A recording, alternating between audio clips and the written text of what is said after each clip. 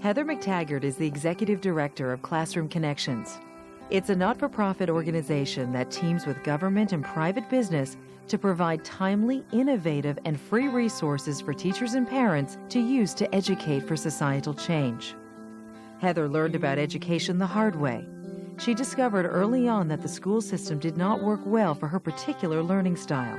She struggled with math and reading until into her teens, but eventually unlocked the keys to learning which helped herself succeed in school and in her future career. The job of education should be to turn out great human beings that know how to learn, know who they are, know their values, know how to speak, know how to interact with other people, know how to communicate, and are great at problem solving and creative thinking. If we have kids like that, and they're not particularly strong on their times tables or their spelling, they're going to be able to figure out how to get those things accomplished, later on down the road. But I really think that needs to be far more of the focus of the system. And so we focus on providing resources that help that happen. Second Chance Making It Work takes an intimate look at the lives of women who have overcome obstacles to create new avenues of opportunity for themselves. On this episode, we'll explore the life of Heather MacTaggart. He'd wipe my tears, he'd pour me a drink, and he said, "Yes, you're going back on Monday, because you can do it." I thought it was just a test for me to see how strong I was. All of a sudden, there's nothing else around in life except for this little tiny thing that needs 24/7.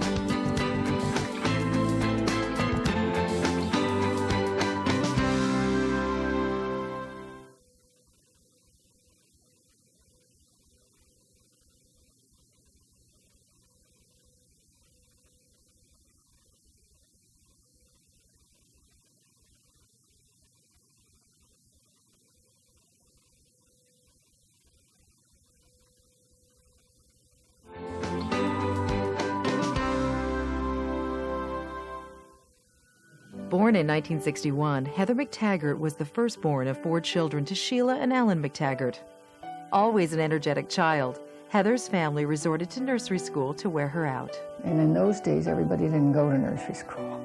I didn't really want my kids to go away. I wasn't working at the time. But we were willing to try anything to get a night's sleep. And she was there 5 days. I never heard from her again. So obviously all the running and playing and everything that I did wasn't enough. She needed more activity and more children around her. She came out of nursery school to go to public school, kindergarten, and the nursery school had said to me she should be going in grade 1, but you haven't a hope of heaven in this system of getting her into grade 1. And that's how she felt, that she was that far ahead of, and smart, that she should be going into grade 1.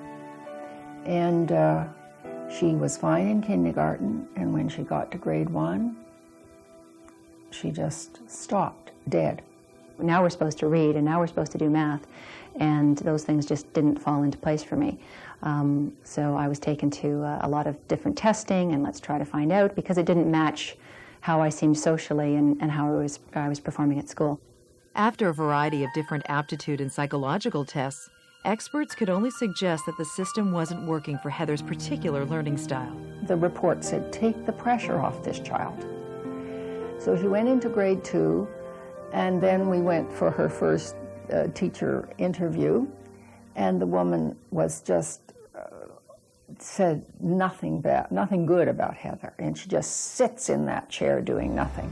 Some of my memories are just looking at things and having absolutely no idea. I mean, I remember being in a grade 2 class, and we were going around the reading circle, and it came time for me to read, and I just looked at it, and it may as well have been in Chinese. I had absolutely no idea what it was, and I did not have a particularly great teacher at the time, and she just stared at me like I was a bug, and sent me out of the room, and it was not helpful at all. After meeting with this teacher, the MacTaggarts took Heather to a child psychiatrist for more testing. And he said, you get that child out of that school, or I won't be responsible for what happens to her. That's how serious it was.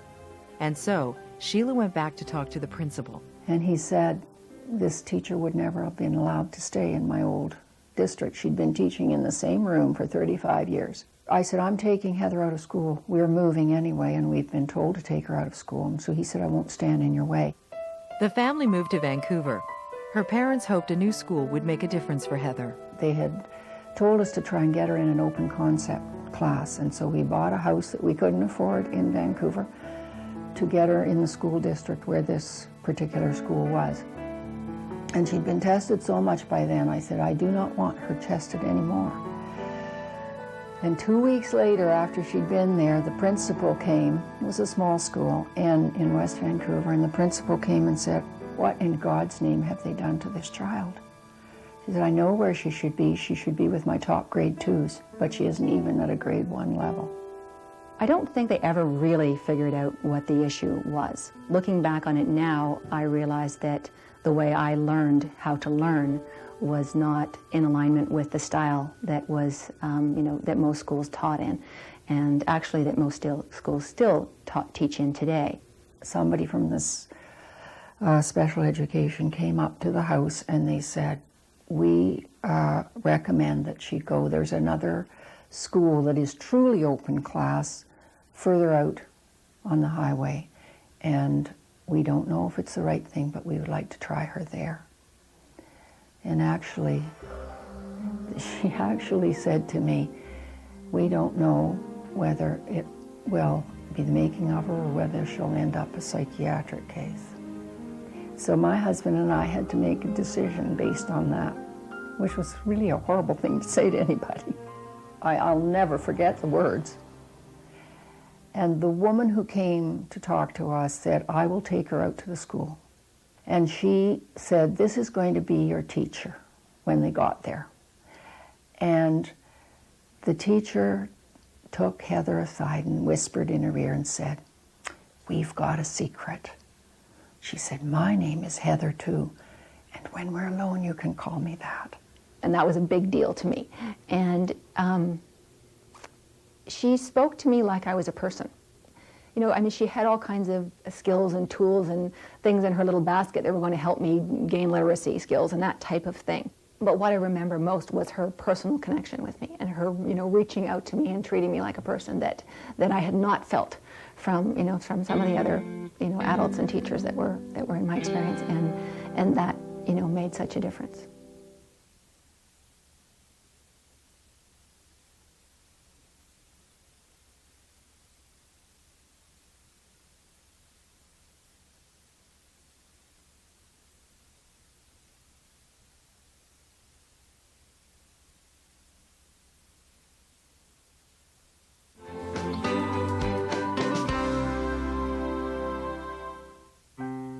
Although Heather MacTaggart struggled with school throughout her primary years, her self-esteem did not seem to suffer. I think very luckily for me, I was a cute kid. I danced, and I did very well at dancing. And so there were a lot of places where I excelled. So I got a lot of good feedback in other areas. And outside of school, I appeared very bright, because of course I was bright. It's just that I didn't learn in the way that a lot of other people learned. If it hadn't been for all those outside goodies and great parents, it might have been a whole different story. My mother tells the one story of me coming home crying and saying that there was a career day at school, and one of the kids saying, I want to grow up to be a doctor so that I can open up Heather's head and find out why she's so stupid. When the family moved back to Ontario, Heather was still far below her grade level, but this move did make a difference to her perspective. I didn't know until years later that I guess Heather had said to herself, nobody knows me here.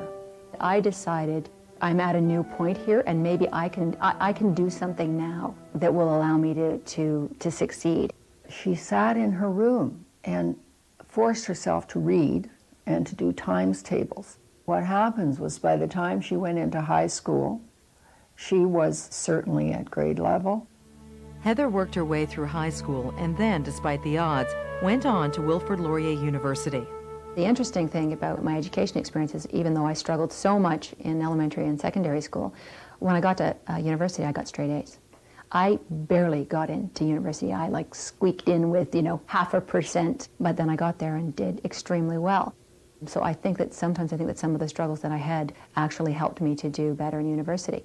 Plus, I was more interested in what I was learning about. I saw the relevance of it. I saw that it was important, you know, and I had figured out that if I really wanted to do something, I could. Heather started off in a business stream, but switched majors after her first year. I really loved my psych classes, and so I went to the guidance department and said, if I switch to psychology, can I still get a job in business? And they said, absolutely. She took her studies really seriously, and I think psychology was far more interesting for her than business. And they said, actually, you are ahead. You've taken more classes, so if you keep on, it must have been after first year. They said, if you keep on going at this rate, you can graduate in 2.5 years instead of 3. I said, okay, so I did. I was in a big hurry to get my degree, get a job, get to a good level of management so that I could stop working and have children. But knowing I'd achieved at least a decent level of management and responsibility so that later on I could go back, you know, to work if that's what I wanted to do. During on-campus recruiting, Heather was hired by Procter & Gamble. She began her career with them in 1983. I started in sales as a sales rep and was promoted to, you know, first-level manager in just over a year. And then I was a management trainee for a year and a half, and then a unit manager, and had salespeople reporting into me. Looking back on it, at a ridiculously young age, I think I was only 24. Heather married in 1986 and became stepmother to Jessica. Jessica was 2 years old, and I just remember her just goo-guying over this cute little girl. By 1990, Heather had worked for Procter & Gamble for 6 years. It was time for her to grow her family. I retired thinking that I was not really going back to work necessarily, and I had 3 kids in less than 4 years. Some of that was their idea, and motherhood was phenomenal. Best day of my life was the day my first daughter was born. I love being a mother. I certainly loved staying home with my kids. Probably the most fun couple of years were the first 2 years when I was at home with one baby and my stepdaughter there, you know, some of the time. I could just spend the days paying attention to her and walking in the park and race home in time to try to get dinner on the table. And I feel very blessed that I was able to have that time. And of course it got busier and crazier as I kept having children. I taught Sunday school, I did the Christmas decorations at the church. I mean, I did all these kinds of things. I was pretty busy and volunteering at the school and at the nursery school and doing community activities. But in 1994, Heather's life took an unexpected turn. Very suddenly, my husband was out of work with no income. That was certainly one of the more difficult periods in my life. They had children, a home, a car, you know, all the things that you could have, and all of a sudden, no job and no income and nothing, zero. And actually had to go on assistance for a while with picking up food boxes and things like this. And it was a pretty humbling experience. While I was primarily home with the kids, I had a consulting business. I did sales training for companies that did not have their own internal training, and was able to do that on my time schedule. So there were weeks where, you know, I worked a whole week, and then there was months where I did nothing. So, you know, it was probably 2 or 3 days a month over the 6 years that I was home on average. So I did a little more consulting, but it was very shortly after that my mother was diagnosed with breast cancer, and a childhood sweetheart was nearly killed in a racing car accident, who was a good friend of mine, and it caused me to just really take a look at my life. And it was shortly after that my husband and I separated, and then eventually divorced. But those 3 sort of life-altering events all happening at the same time really just caused me to look at who I was, what I was doing, where my life was going, and was I really happy? As most difficult decision of my life was to, you know, take steps to end the marriage, because I had so wanted to be home with my kids. I remember one time hearing the statistics of half people get divorced, and we were out with 3 other couples, and I looked around the room, I thought, I wonder who the divorced people will be. It won't be me. And I was just fooling myself, you know, for a very long time.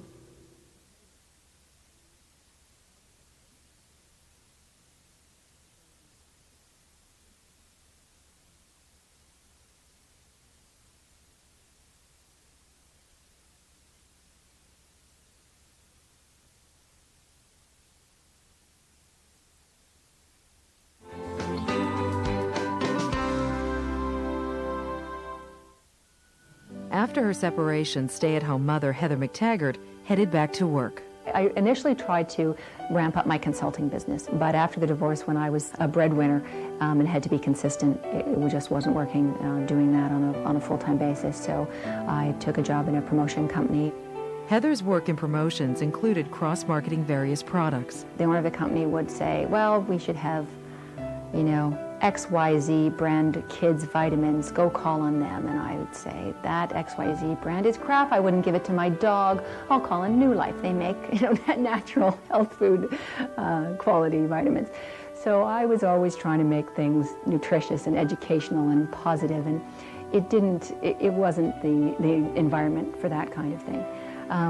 But it was there that I really discovered that corporations were interested in doing things with schools, they just didn't know how. One night I was given real coffee in a restaurant instead of decaf, which I cannot drink at all, and at 3 o'clock in the morning found myself sitting in bed writing a business plan, which would help to bring business funding to education in order to improve what was going on in the schools and help kids. And she said, I'm going to do it, and do it the way it's not going to be harmful for the children. I can do it. You know, I have lots of friends that were teachers, and probably the most poignant thing anybody said to me was a friend who was then an art teacher. If we could just get a company to give us cookies, we could sell the cookies to the kids, and then I could buy art supplies. And I just thought, wow, this is that. You know, this kind of desperation is just the potential to open the door to all kinds of problems. Classroom Connections was born in 1997. Classroom Connections is a nonprofit organization with a mandate to support publicly funded education across Canada.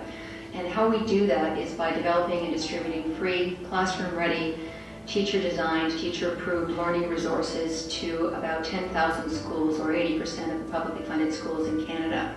She began within her hometown of Toronto, working with the Toronto School Board. She produced, I think about 10 resources was what she'd come up with, and basically the demand for these types of resources, we'd received a lot of feedback and even interest from other schools outside of the GTA who were interested in these resources, and then from there it just sort of grew.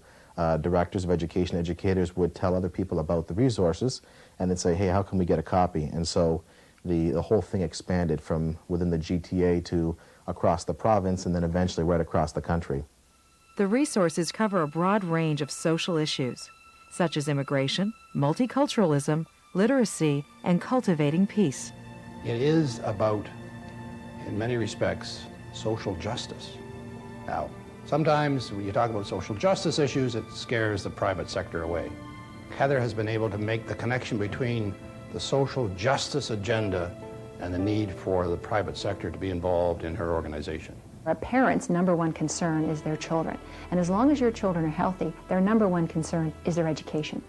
So a corporation who is seen helping improve the education of a child, I think it's going to look better in the eyes of parents. And that is a strategic point of difference. Navigating a course through government, the education system, and business is a difficult one. But the positive feedback that Heather and her core team of 5 receive make the work worthwhile. And there was a lesson where they took a look at how buying fair trade coffee supports a sustainable and a fair lifestyle for the coffee growers. And kids were absolutely blown away by this. We had comments. One particular student said, I had no idea that my actions could make such a difference. I'm going to try harder to be a better person. And when I heard that, I said, okay, we're doing our job.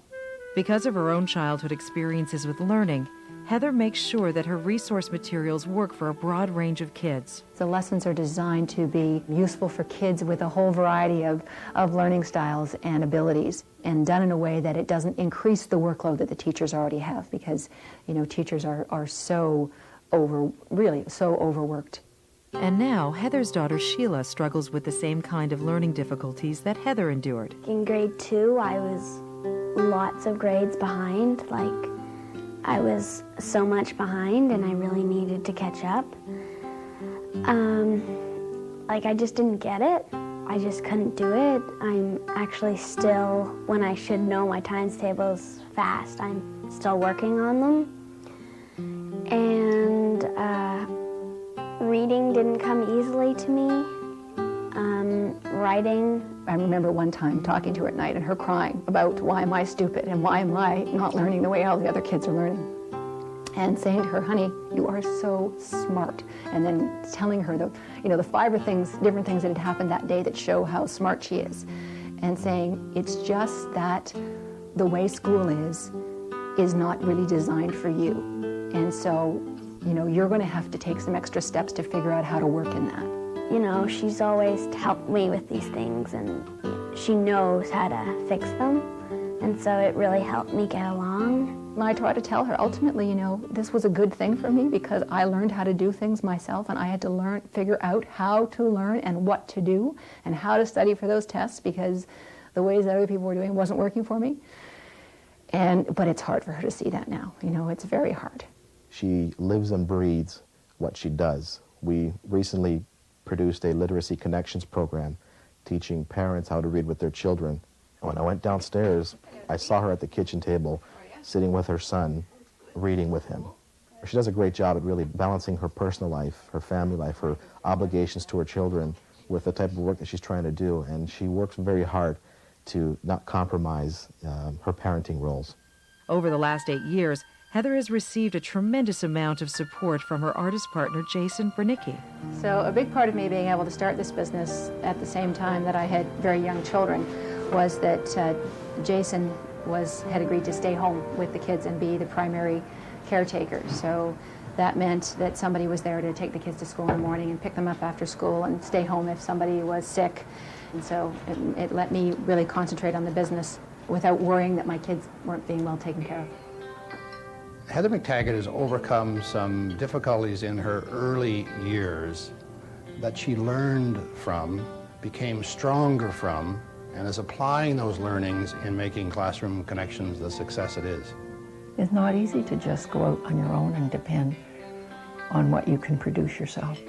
But it's also a great gift to be able to do what you love. I wish it could happen to more people. It can be so challenging and so tough and so fulfilling at the same time. It's a lot like parenthood. I refer to Classroom Connections as a baby. And people often say, oh, you've had tough times. Do you ever think about doing anything else? And I say, would you put your 6-year-old up for adoption? No, not an option. It's not going to happen. She, as I said, truly believes she can make a difference in the world, make a difference in the system, and she's doing everything in her power to do that.